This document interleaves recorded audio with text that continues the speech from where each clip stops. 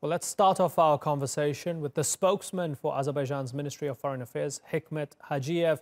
Hikmat, good to have you on the Newsmakers. 26 years after Khojaly, what do you want from the Armenians? And actually, Azerbaijan's message is that let's build a sustainable peace in the region. And the region deserves and needs a peace and a security and full regional cooperation. But for that to happen, Armenia should understand that Armenia, by use of force, occupied sovereign territories of Azerbaijan. It's a violation of the norms and principles of international law. And Armenia also ethnically cleansed million more Azerbaijanis from the occupied territories. What Azerbaijan wants, it's based simply on the norms and principles of international law and 4 resolutions of the United Nations Security Council as a pull-out and withdrawal of Armenian armed forces from the occupied territories of Azerbaijan, and to start step-by-step process of resolution of the conflict. Conflict is too complex. With one package, we cannot sort out the conflict. There are different elements are involved: return of the refugees, security, some other elements as well. And therefore, the first fundamental issue is the seizing of the fact of occupation. Let's take out military risks and that cause escalation of the conflict. Escalation is every moment possible because an armed force of 2 countries are facing one another. And it's in a trench war scenario of the Second World War. That's the realities on the ground. Let's change the status quo that's based on occupation. You say escalation is always possible. We saw trouble in 2016.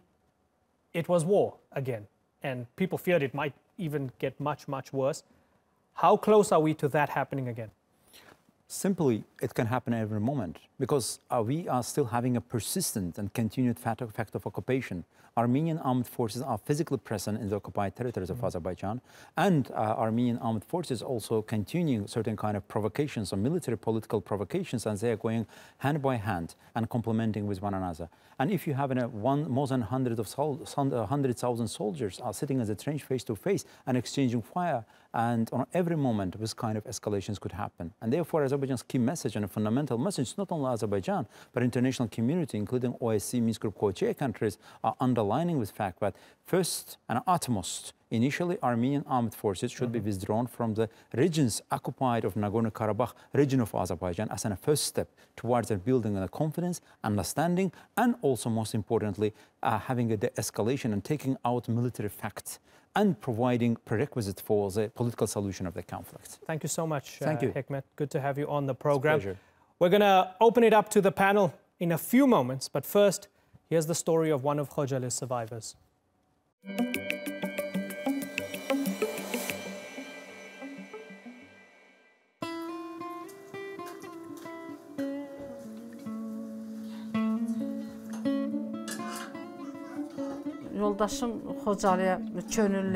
My husband went to Khojaly voluntarily. He was a policeman and we went with him. We had a very good life while living there. This tragedy came upon us after Armenians committed the massacre. My husband was martyred and I was captured. I spent 15 days in captivity. In Khojaly, our men hid us in the basement so that Armenians would not capture us. They were gone, but they had put women and children in the basement in order to protect us from being shot. Our men also fought to keep the Armenians away, but they could not prevent it. Armenians came to the basement and caught us. This child was 3 days old then, and this one was 1.5 years old. Then they held us captive. They beat us, punching me in the mouth and ears. I am partially deaf now. My son in that photo was hit by a bullet. The bullets hit his head and then his leg. As the child grew, the bullet wounds got worse. We treated him so that he survived. However, we could not heal my other child. My husband worked as a policeman and I could not see him when the Armenians captured me. Later, when the Armenians exchanged us with the captives, I learned that they had shot my husband. They caught me and told me to find my husband and bring him back to them. They told me to bring him alive.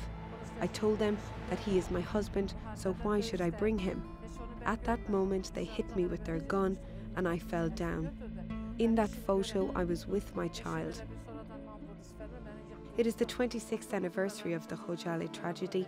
We want our lands back from Armenians. The spirit of our children will be glad then. My husband is martyred, and let his soul be glad.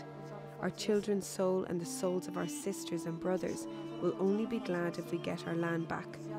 Karabakh, and if we can live in Khojaly again.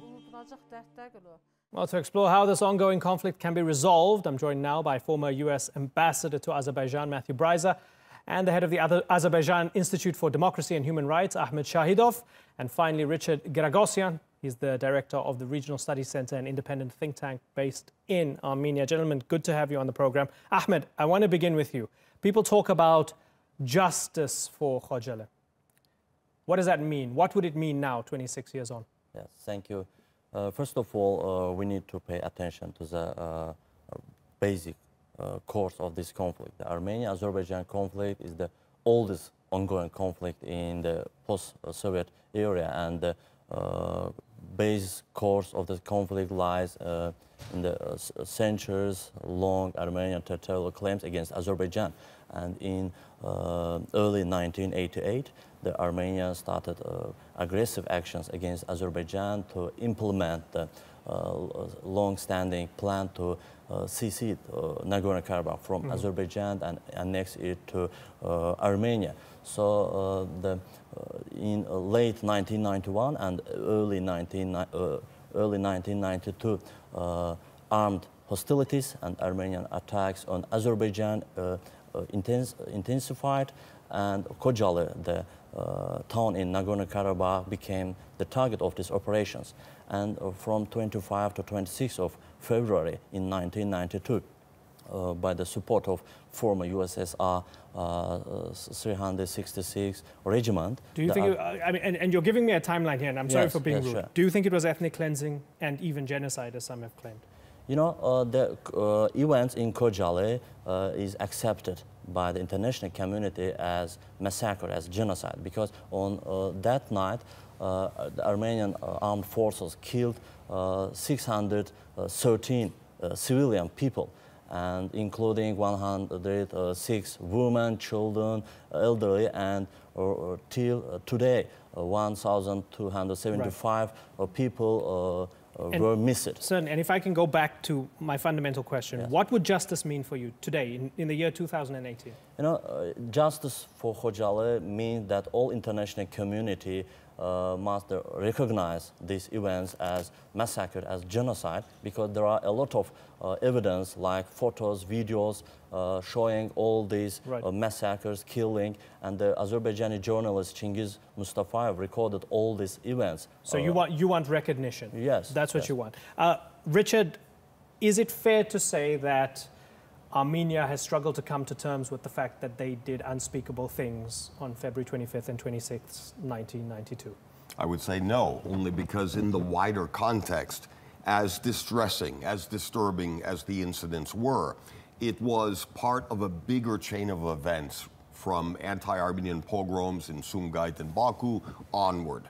What worries me much more is trying to escape being a prisoner of the past and actually trying to deal with a very difficult present and looking to the future. In other words, why can't both be done? To say, okay, this was a terrible massacre, civilians were massacred, the war was terrible, let's move forward. And clearly, yes. The events, whether it's a crime of genocide is a very difficult term to apply, especially in this context. Regardless, the loss of life, the tragedy, is a demonstration that all sides have suffered grossly. And yes, there does require a painful but sincere look at the past. My focus here, though, is we have people dying on a weekly basis now in this conflict. And in many ways, if we become too obsessed with one isolated incident rather than the wider context, this doesn't contribute to an environment conducive to a negotiated solution with concession and compromise from all sides. Okay, and I'm going to get Ahmed's response to that in just a moment. But first, Matthew Bryza, as a former US ambassador to Azerbaijan, somebody who saw this unfold over the years in terms of peace negotiations and a frozen conflict, tell me why it's been so difficult to get anywhere near some sort of solution. Well, I actually was one of the international mediators of the conflict for 3 years. We have a group called the Minsk Group under the OSCE with a Russian, French, and U.S. ambassador.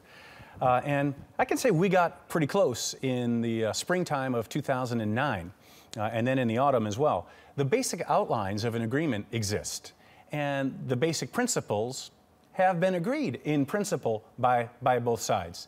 The problem is that what the political leadership finds acceptable is not acceptable in the broader societies because so many emotions are still so raw, whether it's about Khojaly or whether it's about protecting of civilians on both sides, whether it's about the fundamental legal status of Karabakh, and it all plays also back into the history of Turkey and Armenia in 1915 and all those events as well. Right. So people have long memories, deep wounds.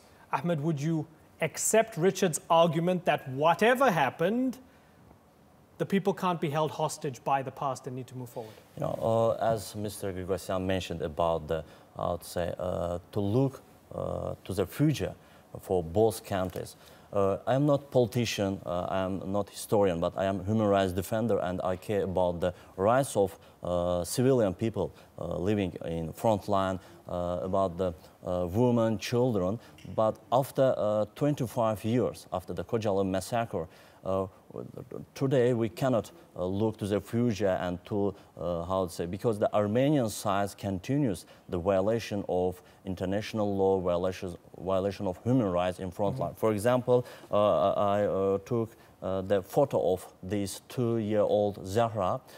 She was killed last year. If you want to show, I mean, you can hold it up in a bit. July. Yeah, so in July, in Al-Khanli village of Füzuli district, during the armed shelling by the Armenian armed forces, she was killed, and it happened after 25 years after Khojaly massacre, and it shows that the Armenian side is not ready for living together to get the peace, prosperity in this region. Okay, so Richard, the point is that what he's saying is that the status quo at the moment, low-intensity conflict suits Armenia, and it's easier for Armenia than it is for Azerbaijan. Well, I would respectfully disagree. I don't think anyone is benefiting from the current escalation in tension.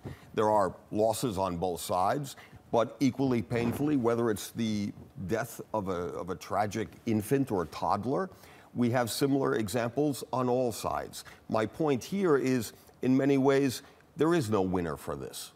And in many ways, we need to find ways to de-escalate and return and re-engage to diplomacy. Must over the occupation force of arms. end first before any of that happens? Because we heard that from the foreign ministry spokesman as well. Realistically, we heard about Israel, Palestine, we heard about everything. Well, Crimea as well. It's like, okay, pull out first, then we talk. But realistically, no. And I say that because if we look at the course of mediation and the diplomatic negotiations, one of the few bargaining chips for the Armenian side is the territories beyond the borders of Nagorno-karabakh and their return to Azerbaijan. This, in other words, any kind of demand as a prerequisite to real diplomacy is both dangerous and rather non-realistic. Ahmed, non-realistic to ask for them to pull out before you can move forward. You know, let's go to the reason of this conflict. And there are a lot of international norms, international law, and Geneva Convention. And according to all these norms, the territorial integrity, which is the basis of international law, territorial integrity of Azerbaijan has been violated. And Nagorno-Karabakh, the other adjacent 7 regions of Azerbaijan are still under occupation of Armenia. In spite of that, there are 4 resolutions of UN Security Council about immediately releasing these occupied territories and returning Azerbaijan refugees to these lands. Another international resolutions of OSCE, Council of Europe, the Armenian authorities don't care about this resolution. But Azerbaijan is a multicultural country. We haven't any problem with Armenian nation. And today, in 2018, there are 35,000 Armenians living in Azerbaijan. Even in the center of the Baku capital city, Baku, we have Armenian church. And, But unfortunately, Armenia destroyed all mosques in Nagorno-Karabakh, and it's not against only Azerbaijan. It's against the, I would say, humanity.